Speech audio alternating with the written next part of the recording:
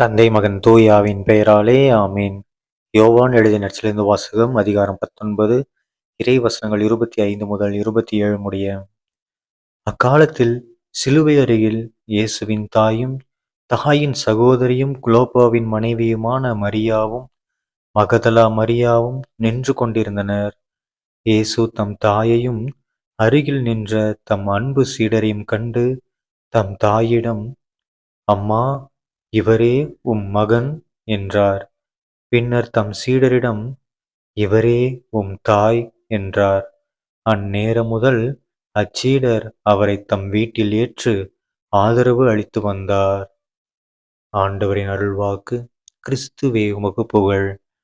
அன்பார்ந்த சகோதர சகோதரிகளே, இன்று பொதுக்காலம் 24ஆம் வாரம் செப்டம்பர் 15ஆம் தேதி 2025ஆம் வருடம் திங்கட்கிழமை.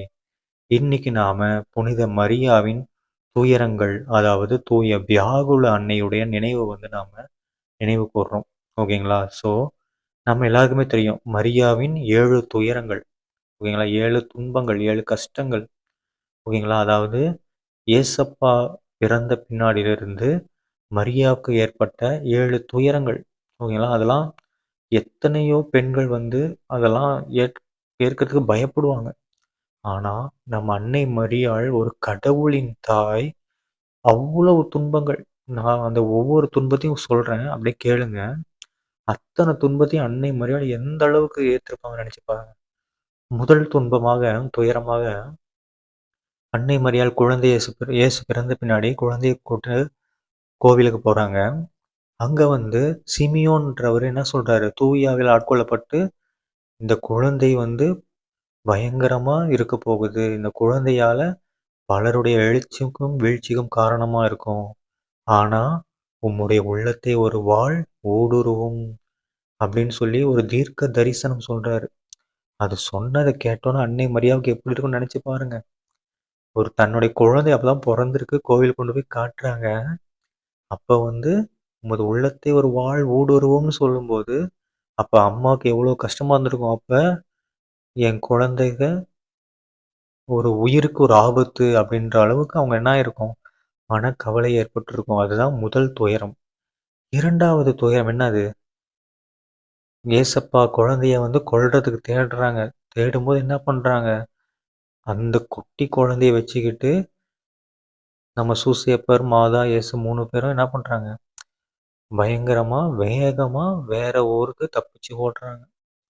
ஓகேங்களா? இதுவும் நம்ம எல்லாருக்கும் தெரிஞ்ச விஷயம் தான். நினைச்சு பாருங்க. ஒரு குழந்தைய வச்சுக்கிட்டு அந்த காலத்துல எந்த ஒரு போக்குவரத்து வசதியும் இல்லாத காலத்துல எப்படி தப்பிச்சு ஓடியிருப்பாங்கன்னு நினைச்சு பாருங்க. எவ்வளோ கஷ்டப்பட்டு போயிருப்பாங்க. எங்க தங்கியிருப்பாங்க? அந்த காலத்துல அந்த குளிரு, அந்த ரோடு வசதிகள் இல்லாத இடம், எப்படி வாழ்ந்திருப்பாங்கன்னு நினைச்சு பாருங்க. எப்படி தப்பிச்சு ஓடியிருப்பாங்க. ஓகேங்களா? நினைச்சு பாருங்க. ஒரு கடவுளின் தாய் எவ்வளவு துயரங்கள் ஏற்பட்டுருக்காங்க. 3வது துயரம் என்னது? ஏசப்பா ஏசப்பா என்ன பண்ணாரு? 12 வயதுல காணாம போயிட்டாரு கோவில்ல. ஓகேங்களா? அப்ப அன்னை மரியாவுக்கு எப்படி இருந்திருக்கும்னு நினைச்சு பாருங்க. டேய், ஐயையோ! என் பையன் எங்க போயிட்டான்னு தெரியலையே! கடவுள் எனக்காக குடுத்த மகன். அவர பத்திரமா பார்த்துக்க முடியலன்னு எவ்வளவு கஷ்டப்பட்டுருப்பான்னு நினைச்சு பாருங்க. ஆனா அவங்களுக்கு உள்ளுக்குள்ள ஒரு தைரியம் இருக்கும். என்னது? இவர்தான் கடவுள். அவருக்கு எதுவும் ஆகாதுன்னு தைரியம் இருக்கும். இருந்தாலும் ஒரு தாயினுடைய மனசு எப்படி பரிதவிச்சிருக்கும்னு நினைச்சு பாருங்க. எவ்வளவு துயரம், எப்படிப்பட்ட ஒரு கஷ்டத்த அனுபவிச்சிருப்பாங்கன்னு நினைச்சு பாருங்க. ஓகேங்களா? இந்த துயரங்கள் எல்லாமே நம்ம ஏசப்பா கூட இருக்கும்போது இருக்கிற துயரங்கள் தான் சொல்லிட்டு இருக்கோம். ஓகேங்களா? அடுத்த துயரங்கள் 4வது துயரம் என்னது?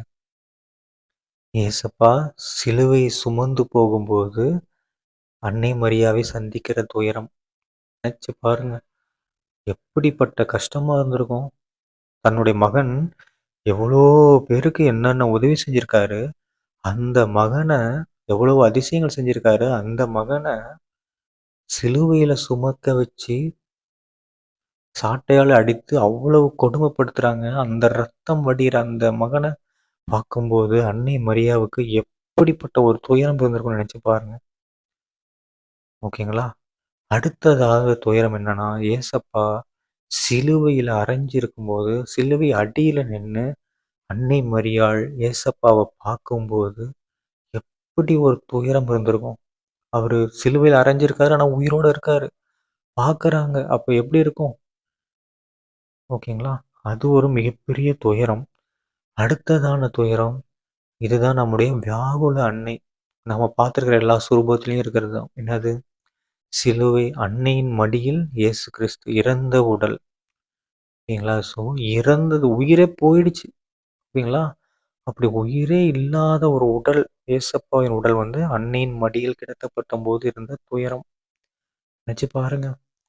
அடுத்ததாக இறுதியாக இயேசப்பாவ கல்லறையில் அடக்கம் செய்யும்போது, இனிமேல் அவர பார்க்க முடியுமோ? அப்படிங்கிற அளவுக்கு மிகப்பெரிய ஒரு துயரம். ஓகேங்களா? ஸோ இவ்வளவு துயரங்கள் அன்னை மரியாள் ஏற்றுக்கொண்டு தன்னுடைய மனதில் இருத்தி, அத்தனை துயரங்களையும் தியானித்தது. இப்பொழுது எல்லா துயர்களிலுமிருந்து வெற்றி. ஓகேங்களா? ஏன்னா அவங்க தான் கடவுளின் தாய். ஸோ இவ்வாறு பார்த்தீங்கன்னா, அன்னை மரியாள் எவ்வளவோ துயரங்கள தாங்கியிருக்காங்க. சரி, நான் இன்னொரு பக்கம் சொல்றேனே, கடவுளின் தாயாக இருக்கும் பொழுதே அன்னை மரியாவுக்கு இவ்வளவு துயரங்கள் வந்திருக்கு. அப்ப நாம நெனச்சு பாருங்க, நாமலாம் என்ன நிலைமையில இருக்கோம்னு நெனச்சு பாருங்க. அப்ப நமக்கு துயரங்கள் வர்றது சகஜம் தான். ஆனா, அன்னை மரியாள் எப்படி தனது துயரங்களை எல்லாமே பொறுத்துக்கொண்டு, கடவுள்ட்ட ஒப்படைத்து, தாங்கிக் கொண்டு வெற்றி பெற்றதால தான் அவங்கள நாம உலகம் பூரா போற்றக்கூடியதா நிலவுல இருக்காங்க. ஓகேங்களா? ஸோ நாமளும் நம்முடைய எல்லா துன்பங்களையும் பொறுத்துக்கொண்டு, ஏசப்பா கிட்டயும், அன்னை மரியா கிட்டயும் ஒப்பு கொடுத்து நாம ஜெபிக்கும்போது, கண்டிப்பாக நம்மளையும் நம்முடைய துன்பங்கள் எல்லாம் நீங்கி, ஏன்னா கடவுளே என்ன சொல்றாரு? "துயருறவோர் பேறு பெற்றோர்ன்ட்டாரு." ஓகேங்களா? ஸோ நம்ம துயரடையும்போது நினைச்சுக்கணும் மனசுல நாம பேறு பெற்றவர்கள்.